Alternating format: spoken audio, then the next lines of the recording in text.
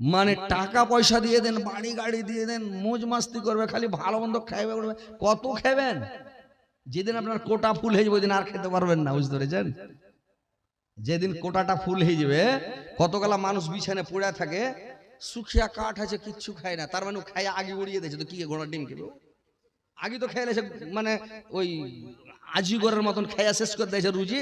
এবার ওর টাইম বাকি আছে, মানে রুজি শেষ হয়ে গেছে, টাইম বাকি আছে, শুক্ষা কাঠ হয়ে পড়ে আছে, মুখে দিছে, খাওয়া যায় না, গন্ধ লাগছে, ভিতরে যাবে না, মানে এরকম করছে নাকি।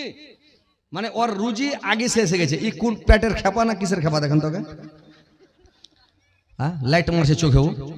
তো কথা হচ্ছে যে আর যে লোকটার মানে রুজি বাকি আছে, কাঞ্জুসি করেছে, খায়নি, ওর রুজি বাকি আছে, ওর টাইম শেষ হয়ে গেছে, তখন ও খালি লিয়েছো খাবো, লিয়েছো খাবো, খালি খাই খাই করছে। মানে কেউ কইছে ছেলা হাগলে তরে আর বুড়া হাগলে মরে।